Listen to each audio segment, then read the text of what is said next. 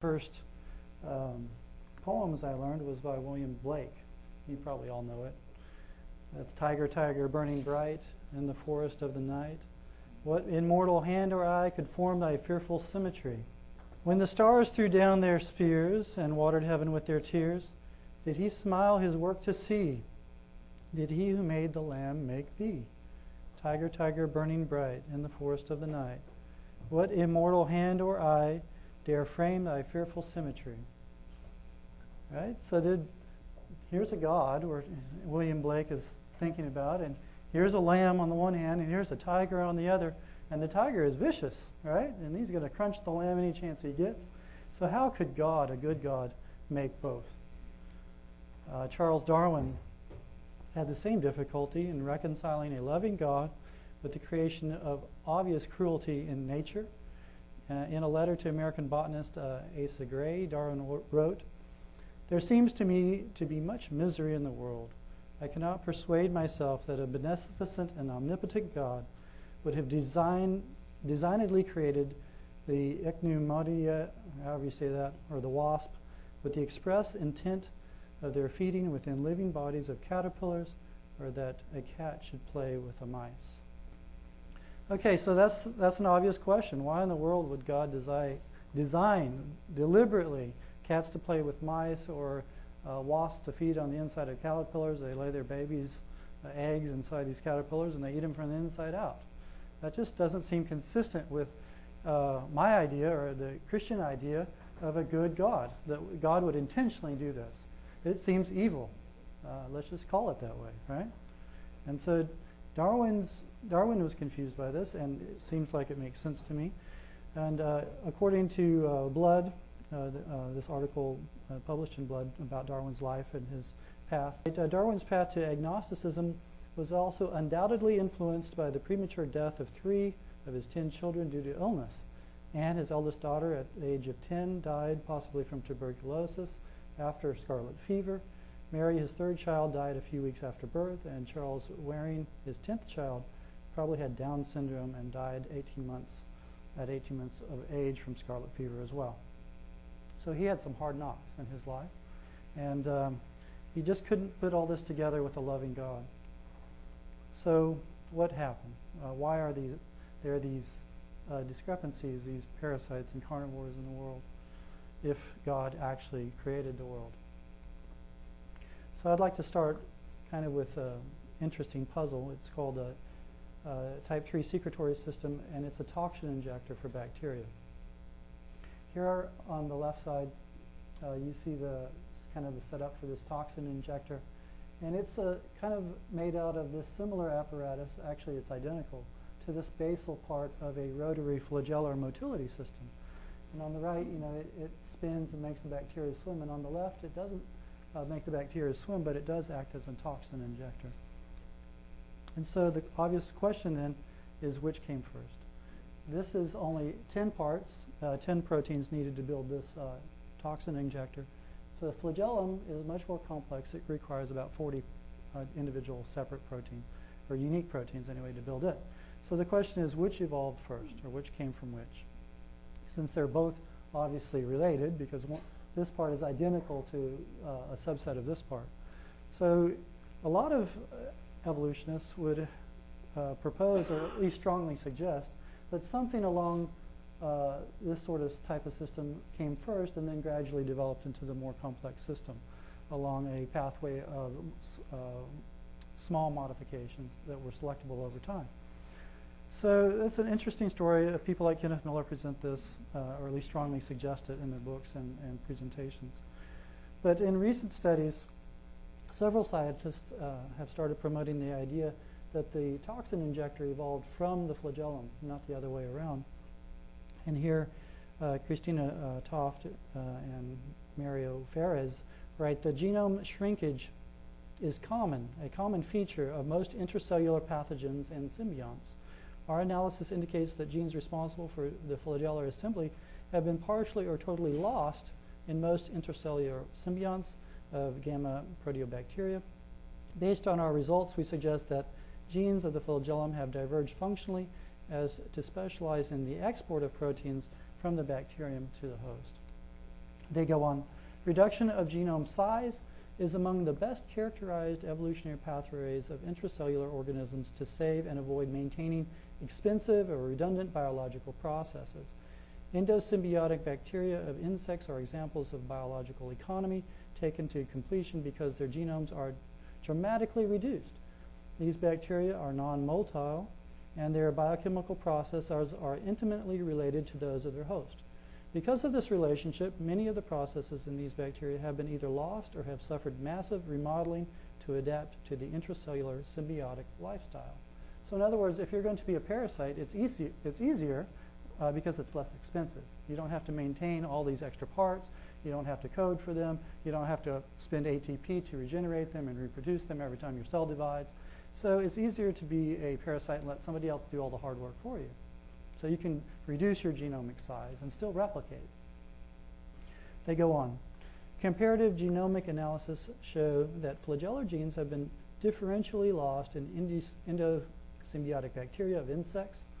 Only proteins involved in protein export within the flagella assembly pathway, or the type 3 secretory system, that toxin injector, have been kept in most of the endosymbionts, whereas those involved in building the filament and hook of the flagella have only in a few instances been kept, indicating a change in the functional purposes of this pathway. In other words, most commonly when something goes parasitic, as far as bacteria that lives inside plants and whatever, it loses everything, all the extra parts, except for that toxin injector subset, those 10 proteins. Occasionally, it will keep a few of the original parts, like the hook region and the flagellar portion of the flagellum, but most of the time it loses all the parts. So this is interesting because you can have a sequence of the fully intact flagellar system, and you have examples of subsystems all the way down to the toxin injector. And it's not like it's an evolutionary pathway of increased complexity. It's an evolutionary pathway, or what I call a devolutionary pathway, of decreasing complexity. You lose parts over time as you go more parasitic.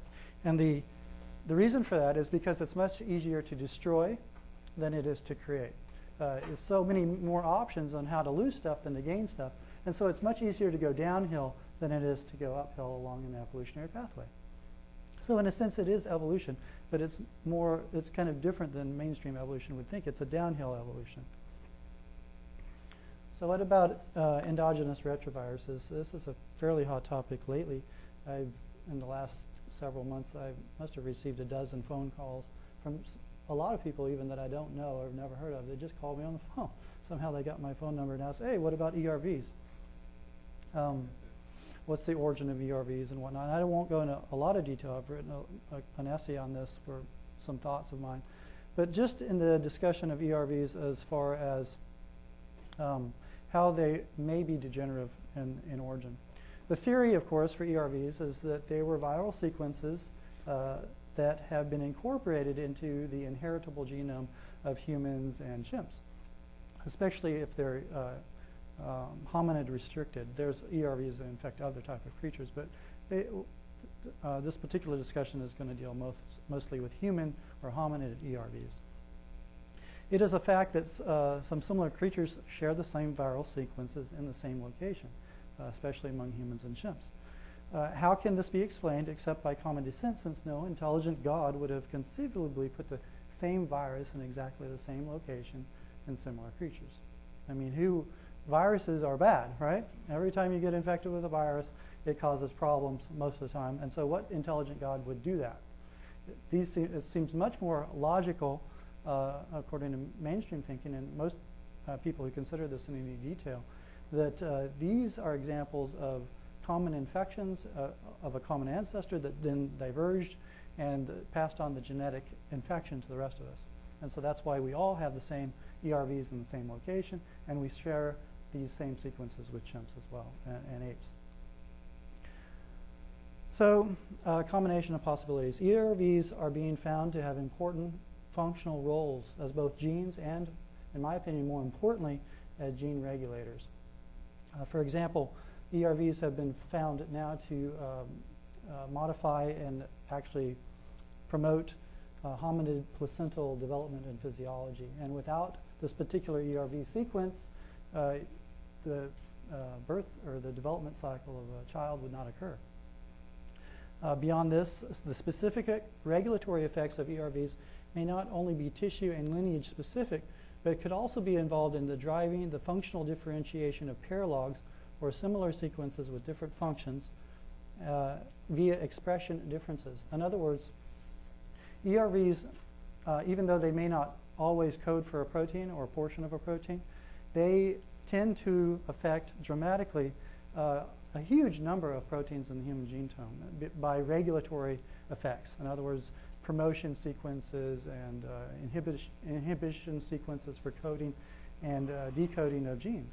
And so there's this concept developing of non-coding DNA or junk DNA that's no longer considered junk but actually functional, even more functional in a sense than genes. Genes are almost getting relegated to kind of basic building blocks where you can take essentially the same set of genes and build very, very different creatures from a rat to a human, which between rats and humans there's only about 500 genes difference as far as basic genes are concerned. It's the control of those genes and how they're expressed and when they're expressed and how they're put together in a functional sense as to how you make the difference in the phenotypic structure between humans and rats or between humans and chimps. And so the primary information is actually the non-coding information of the genome. And in this sense, here's a quote from, I can't even say these names, but published in Functional Genomics. Yeah, I'll let somebody else who's more in line with that say the name. Human and chimpanzee macromolecules are so alike that regulatory mutations may account for their biological differences, and it is most probable that the differences between human and chimpanzee could be caused by differences in the regulatory systems of their genomes. Among the best candidates that could play a role in generating such differences in the regulatory regions are transposable elements, and of these especially retroelements, or ERVs. ERVs are one class of retroviral elements or sequences. And so depending on the type of control you have over these basic building blocks, again, you can make very different looking creatures, and ERVs play a big role in that, or at least there's strong suggestion lately that they do play a role in this. From 2008, Andrew Conley, he writes, ERV promoters drive tissue-specific and lineage-specific patterns of gene expression and contribute to expression of divergence between paralogs. Again, paralogs means a similar but functionally different sequence. These data illustrate the potential of retroviral sequences to regulate human transcription on a large scale, consistent with a substantial effect of ERVs on the function and evolution of the human genome. Now, this is new. At first, ERVs were thought to be completely evolutionary garbage, junk sequences that were left over from previous random infections. Now it's thought that ERVs have evolved functional ability. But before this was theorized, creationists have been suggesting the potential for ERVs and junk DNA as a general category to have functional aspects to it. And this is being highlighted lately by many, many papers in mainstream literature. Additional issues for ERVs. There's the situation where the odds of ERV insertion into gametes are low. Infection rates of these retroviruses, as they come, like you can get an AIDS virus, right, and retroviral, and you can get sick from that. But what are the odds that that viral element will go into your gametes, the sperm for men or the eggs for women, and then that sequence will be non-active and be passed on to the offspring of that person, and then take over the entire population of the human gene pool, every person have it. In order to do that, it has some interesting restrictions. In order to successfully do this, since it's so rare, you have to have a very small population bottleneck. The entire human race previously had to be consistent of a very small population of just a few individuals for this to be theoretically successful. And it had to be many bottlenecks because ERVs are extremely common in the human genome. They comprise 8% of the human genome. There's tens of thousands of them in the human genome. And so it's very difficult to explain how we got so many ERVs in our human genome, especially since there are no such infections occurring now at any known rate. So where did they all come from? There are about 30,000 ERVs in the human genome, again, making up about 8% of its total size. So given the fact that some ERVs are now known to be functionally beneficial, even vital in some cases, and that they incorporate, or that the incorporation of ERVs into the heritable genome is very difficult, where did these ERVs come from? Was it really from exogenous retroviral infection? So perhaps or perhaps not. There's some evidence lately that exogenous retroviruses seem to have been derived from ERVs and not the other way around. Here's a quote from Greenwald in Evolutionary Biology 2004. Exogenous retroviruses may have originated from ERVs and ERVLs. They're kind of intermediate sequences. In particular, may represent an intermediate between retrotransposons and exogenous viruses. And so they're suggesting that that exogenous viruses, endogenous are inside the genome. Exogenous ones are viruses that are free living outside the genome. So the origin of these exogenous viruses seem to be suggested, anyway, that some of them at least may have been derived from endogenous sequences, not the other way around. Two curious facts. There are no known examples of current inheritable exogenous retroviral insertions into the human genome as a whole. There are also no known infectious exogenous counterparts of the human exogenous retroviruses in existence today. So we do have these endogenous sequences that are very common, 30,000 of them, maybe even more. But as far as viruses that are free living outside the human genome, none of them match what we have inside the genome, which is curious. These are somewhat curious findings considering that the striking commonality of ERVs within the human genome and 8 genomes, if the prevailing hypothesis that these ERV sequences were in fact derived from exogenous infective retrovirus origins, if that is actually true. These are curious problems. So it opens up the possibility that perhaps all exogenous retroviruses were originally derived from ERVs or were the result of originally beneficial exogenous viruses which have since become degenerative and deregulated. As is often the case, deregulation results in cancers and various kinds of diseases and parasitic features. So what about carnivorous lizards? This has kind of hit the popular blog sites anyway. This lizard here was transplanted. In 1971, biologists moved 5 adult pairs of Italian wall lizards from their home on the island of Pod Capisti in the South Adriatic Sea to the neighboring island of Pod Mercaru. The Pod Capisti site was largely devoid of plants, so the lizards that lived there had to be carnivorous. They had to eat insects and stuff. And the Pod Mercaru site, when they got transplanted, it had much more plant life, so the lizards were now free to eat plants for their calories and whatnot. So the transplant in the carnivorous lizards to a plant-rich environment resulted in rapid morphologic changes, which are obviously hailed as Darwinian in real time. So in just a few decades, 30 years about, the lizards on the plant-rich diet developed larger heads and stronger jaws. They also developed cecal valves in their intestinal tracts between the junction of the small and large intestine. They developed a cecal valve, which before they didn't have one, on the other island. This was hailed by mainstream scientists as a dramatic evidence of Darwinian-style evolution in action. It is actually comparable to cavefish, in my opinion, who have lost their eyes with a single point mutation. They're no longer able to grow eyes, but they're able to regain their vision with either compensatory mutations or a single reversion mutation where they regain the point mutation that they lost, and then they're suddenly able to grow eyes again. So in the sense of the cavefish, at least, did the cavefish evolve the ability to grow eyes? Or was it already there and they lost it and then got it back? The same thing I propose with these lizards. The lizards who got these cecal valves back, or evolved them, did they just get those cecal valves from scratch? I propose, and this is not in literature, but I propose to you that they originally had the code for the cecal valve.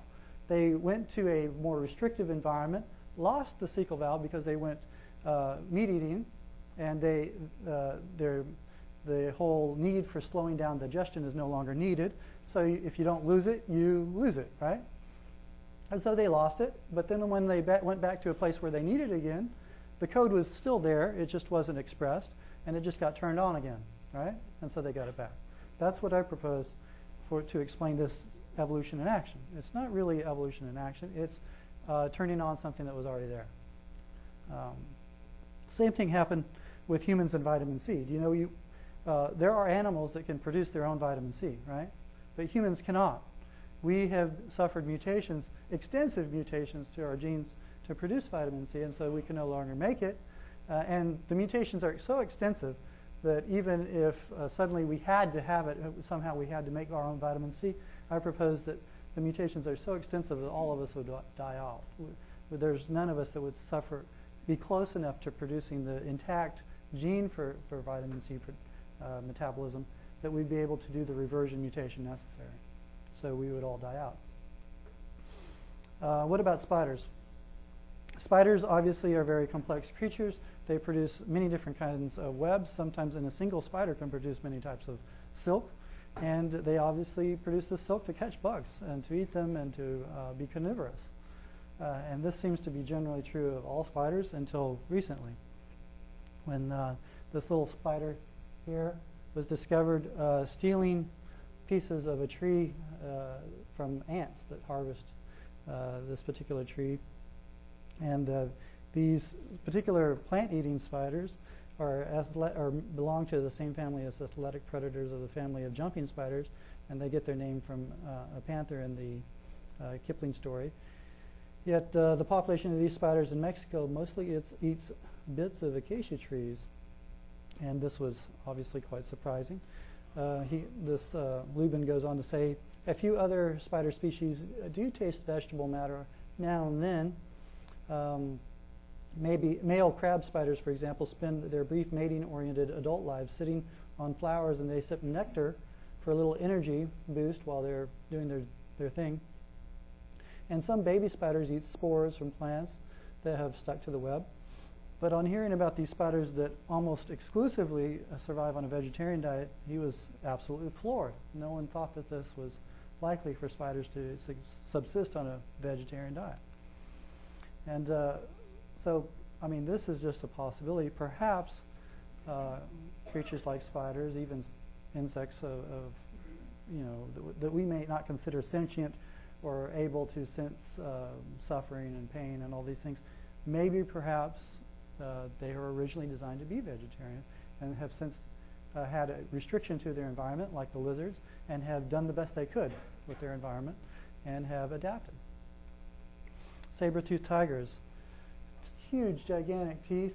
Obviously, what on earth could you use those teeth for besides killing things, right? So how in the world did they get those teeth like that? And I propose that Mendelian variation can explain a lot. For example, my father-in-law, Dr. Schwelt, he gave me my first teeth cleaning, I hate to admit, and probably since I was a child yesterday. And I don't know if you all have noticed, but I have peg teeth, little sharp teeth that kind of project.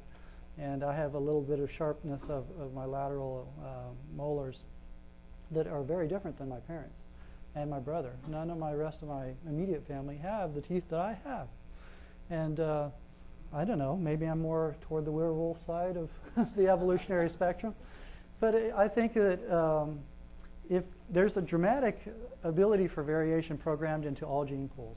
For example, you can take a wolf and breed it so that its offspring will go anywhere you want it, from the size of a Chihuahua to the size of a Great Dane, and using just Mendelian variation alone and selection of these selected traits in the offspring.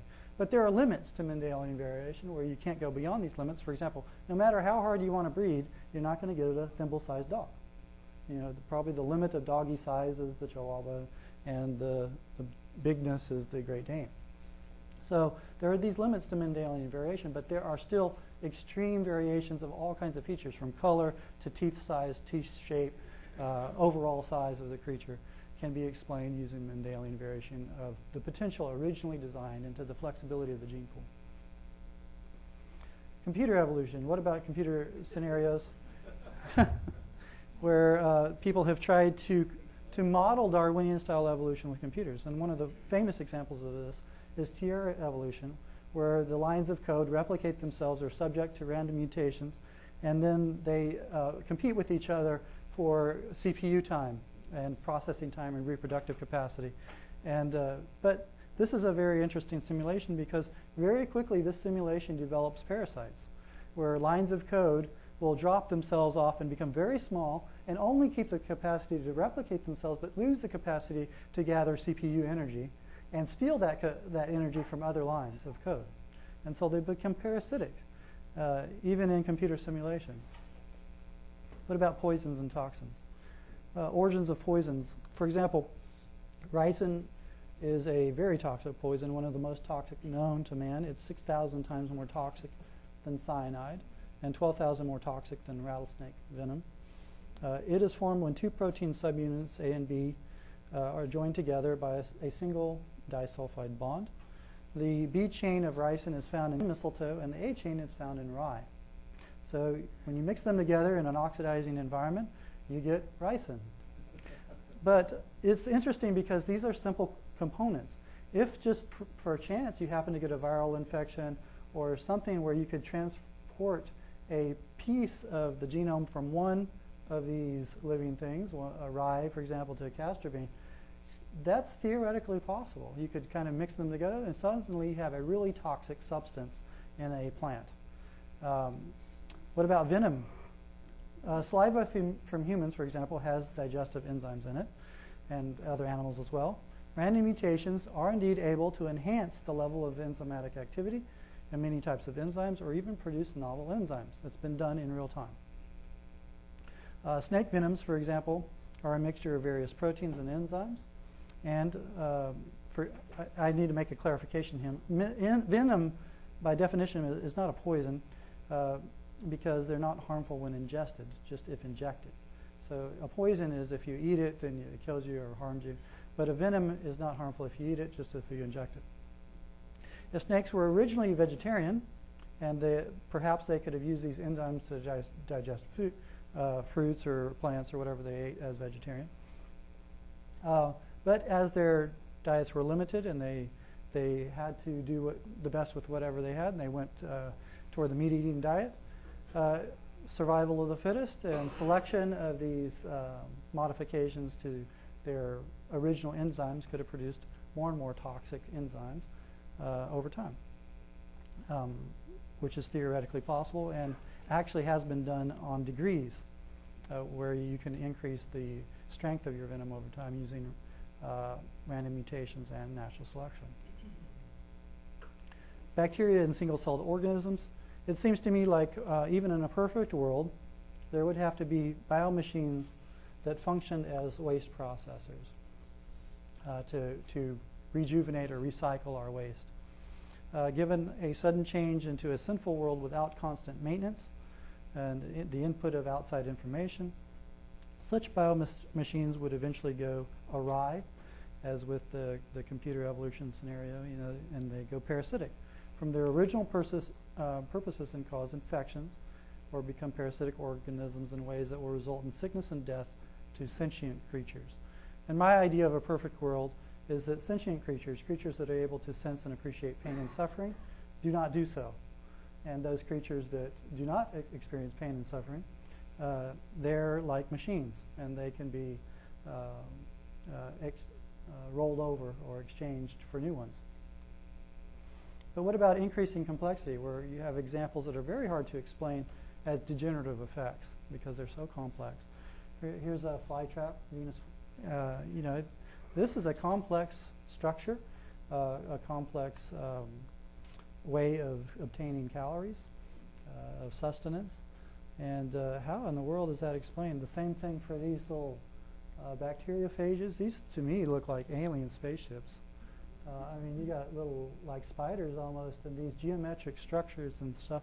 How in the world can those be explained? Or anglerfish, or, I mean, here we've got this little light on the thing here, and it wiggles it back and forth and draws fish in, here it is. That's complicated. How in the world did that? Did God design that, for this fish to be a fisherman and catch other fish like this? And woodpeckers. Woodpeckers are very complicated. In order to be able to withstand the force of pecking into a tree and finding those grubs, it's a very complicated setup for the woodpecker's head, so their eyes don't fly out, and their tongues are sharp and barbed and wrap all the way around the back of their head and over the top and then back out. It's extremely complicated. How in the world to explain these things? Anteaters, they build these little traps, to catch ants like that. And what on earth? You wouldn't think that a trap like that would be needed to be built for some wandering plant, right? So it's this designed to catch ants. And how in the world is, and same for these bacteriophages. They seem designed for their purpose from the very get-go. And I'm not saying I have all the answers for these things. Some of these things are mysteries to me of how these things could come about by a degenerative effect. There's possible, I'm just talking off the top of my head here because I don't know how to explain some of these things. Possible degeneration or modification from more complex structures that no longer exist in similar non-lethal or non-toxic states, because I don't know from what it could have degenerated because it doesn't exist. So that's not a great argument, but it's a possibility. What possible benefits would there be for something like a virus, for example? And here's some suggestions. Viruses may be used in a beneficial manner, perhaps for lateral genetic transfer of needed information in different environments. Let's say the environment changes and one group has it, another group doesn't, and so you have this ready mechanism to transfer the needed information between creatures. It could also be used to regulate. Viruses could be used to regulate populations of biomachines that are just used to help us out with rejuvenating our waste material. Viruses could be used to keep these populations in check so that they don't overtake everything else and they don't go out of balance. They might have been used to keep the biomachines in check. Who knows? Just some suggestions. And, who would be sad, for example, if I had a little petri dish here with billions of bacteria and I just put it over a flame and just destroyed them all in one shot? Anybody be sad? Devastated by me wiping out billions of bacteria? No one. So no one would be sad about that, I don't think. But who would be sad, to see cats play with mice forever and ever? I would be, for one. There's another possibility, especially if, since today we're all gathered here as to worship God, and we're all believe in God, I think, in this room. And so we have to at least consider the possibility of intelligent manipulation. From Ellen White, she writes, Christ never planted the seeds of death in the system. Satan planted these seeds when he tempted Adam to eat the tree of knowledge, which meant disobedience to God. No, not one noxious plant was placed in the Lord's great garden. But after Adam and Eve sinned, poisonous herbs sprang up. In the parable of the sower, the question was asked the master, Didst not thou sow good seed in thy field? From whence hath it tares? The master answered, An enemy has done this. All tares are sown by the evil one. Every noxious herb is of his sowing, and by his ingenious methods of amalgamation, he has corrupted the earth with tares. So it's at least a consideration that perhaps there's not just a good designer in existence in this universe. There's at least a possibility that we have to consider that maybe there's been some tinkering going on by someone who's not had the same motive. Why would Satan do it? Why would he have produced these tares if he did any of this deliberately? The only reason I can think of is that the only way Satan can possibly get at God is to harm or disrupt things that God loves. Like, he can't touch God directly, but if he touches God's children or the apple of his eye, he touches God in a very personal way. And so he hates God, and so he gets at God the best as he can. Why? So the obvious question after that is, why would God allow himself to be harmed in such a way? And I suggest to you that our view, at least the Seventh Adventist view of the Great Controversy, is important in this regard to understand this concept. Freedom is more important to God than absolute control. And there also the possibility that we don't understand all the reasons. I don't understand all the reasons why there's sickness and disease, why children get leukemia, why people die of malaria in this earth. I don't know all the answers, but I think there is enough to know that there are good reasons, that we can trust God that He will give us the reason someday, and that there's good enough evidence that He's there, that He loves us, and that He's trustworthy and will give us the reason someday, and that this is not, that we're not suffering here for nothing. Conclusion: carnivores and parasites can largely be explained as degenerative effects of random mutations and adaptations to more restrictive environments.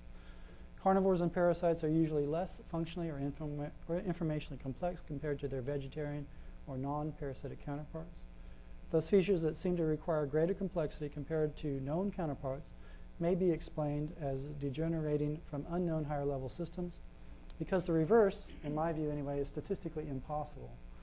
The more complex systems beyond 1,000 amino acids at minimum do not evolve in real time, and statistically would require trillions and trillions of years to evolve using Darwinian mechanisms of random mutation and natural selection. So the only other option I see is either they were designed deliberately or they were degenerative, because statistics does not allow Darwinian mechanisms to be effective beyond very low levels of functional complexity. Consideration should also be entertained of malevolent design and manipulation in certain cases, especially given the Seventh-day Adventist perspective. And I'd just like to close with a quote from Isaiah, where this is my ideal world. And I don't know about you, but this is what I look forward to. The wolf will live with the lamb, the leopard will lie down with the goat, the calf and the lion and the yearling together, the cow will feed with the bear, their young will lie down together, the lion will eat straw like an ox, and a little child will lead them.